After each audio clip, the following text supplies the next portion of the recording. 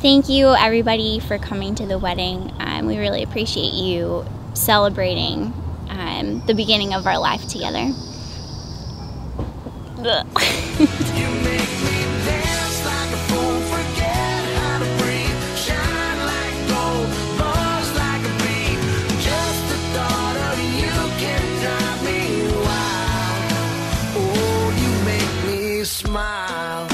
My senior year of high school, I didn't know where I was gonna go at all, and then I heard about this small school in Tennessee called Lee. I visited it and watched Sweet Home Alabama and thought that the South looked pretty amazing, and I had this thing for Reese Witherspoon.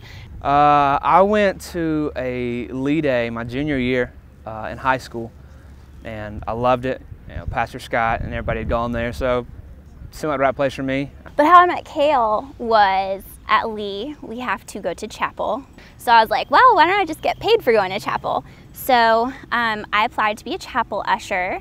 Cale got my application and saw that I was in Omega and called May. I actually met Sarah through an interview. I had become the assistant head usher for our chapel services at Lee. And I was looking through applications, came across her picture and her name, and on the bottom it said Omega. And I thought, well, I know somebody in Omega, so I called May Adams, and I was like, May, you know, what do you think of this girl? May gave her a good recommendation. She said, oh yeah, I love Sarah. She's great. You should definitely hire her. And I walked into my interview. I see right in front of me this absolutely gorgeous guy who who is exactly my type. I mean, if I had to describe for you what my ideal guy was forever that I never thought I'd find, it is exactly what Cale looks like. And I was like, oh my gosh, he's so cute. And then he goes, hi, Sarah, I see you've still got your jade earrings on. And I was like, what? Who are you? That was because he knew May, but I didn't know that at the time. I thought that it was just this creeper who was commenting on my earrings. But from that, and then throughout the interview, I found out he's actually a really nice guy, and he was not only really good looking, but really down to earth. I was like, oh no, if I get hired, I'm gonna have to stay away from this one. I called Sarah, asked her to come in for an interview. Interview went really well, so I hired her as an usher. That was it though. I didn't really see her as a potential mate in life or anything, but just as an usher and a worker, and so that's how I met her. And a little while later, we were talking and we discovered that we have the same birthday. She said April 13th. I didn't say anything. I pulled out my license immediately and I just like held him up to her really quick, excited, wanted to check. So he took that as leeway to text me and ask me if I could have anything for my birthday, what would it be? And later on, maybe that week or the next week, she texted me an usher question, which I think was sneakily trying to hit on me and show interest. I answered back and I asked her what she wanted for her birthday. And I responded, a camera, of course. And the next thing I know, and he'll tell you, it was like a month later. Do not let him lie to you. It was like 3 days later. I began to do research on finding her a camera, and 2 weeks later I showed her some cameras I'd researched that she could buy. And I was like, what? And it really began us actually talking outside of work and becoming more of friends. Oh, he asked me out on our first date where he professed his love to me. And I said, okay, maybe not. At the end of the summer, I was switching positions from the regular RA in the spring to being a summer RA, and the transition went immediately, and I didn't have a chance to go back home, and I needed pots and pans and stuff for my new apartment. So I asked Sarah to stop by the house and pick up my pots and pans. Sure, I'll go meet your mom by myself. So I did. I went to his house and she invited me inside, and he had told her I wanted to see baby pictures, which was so embarrassing because she's like, come in, see these baby pictures, and I really wanted to see them, but I was like, I can't believe that he told her that. No, I didn't tell my mom to show her baby pictures. Mom did that all on her own. I would never want her to show baby pictures of me. That's just ridiculous.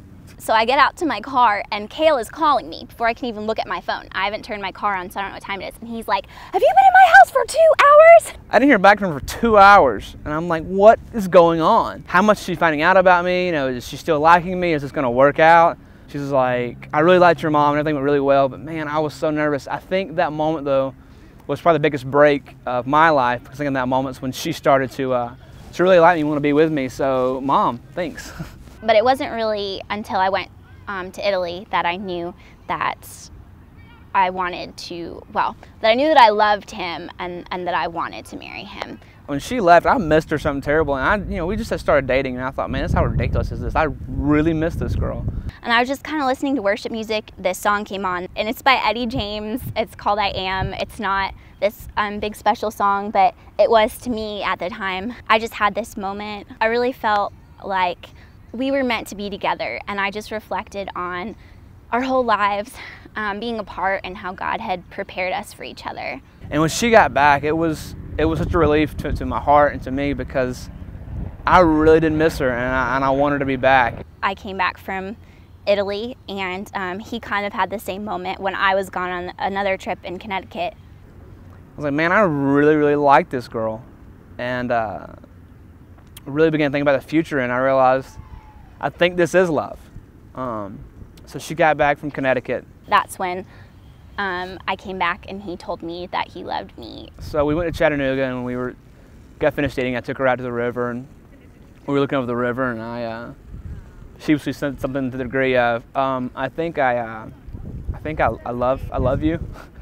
And she, of course, asked what, and I repeated it very firm the next time, that I loved her.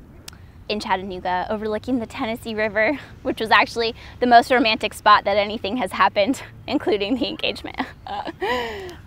So you want to hear about that? The proposal, the long-awaited proposal. I really thought before the proposal, Sarah was going to kill me. It took me a long time to save the money to get the actual ring. So we had been planning for the wedding for weeks and months on end. We planned our wedding date before we were actually engaged. So I've got the ring and everything, and she's given up on us ever getting engaged. She thinks we can get married before we ever get engaged. The week of February 12th, that's the night we got engaged. Thursday of that week, the invitations for our wedding showed up.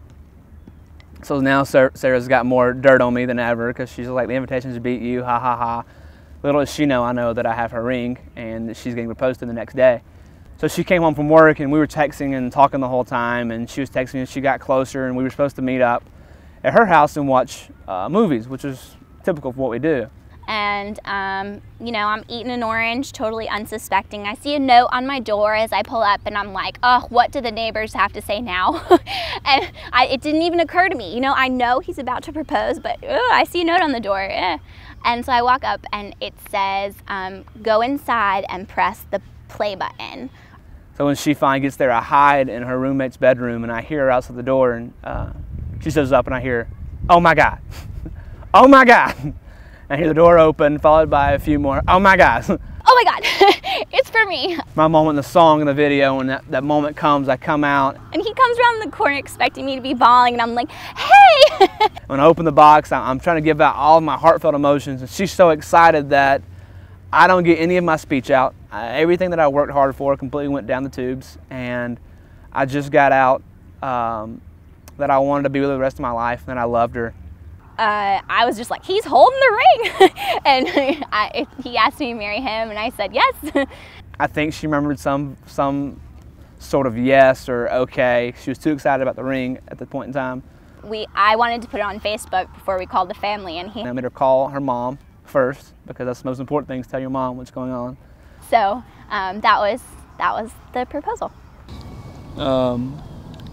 It's not without you people that we wouldn't be here where we're at today. So thank you for the impact you made in our lives, every peace and every joy that you put into us. Thank you, and we're going on our honeymoon.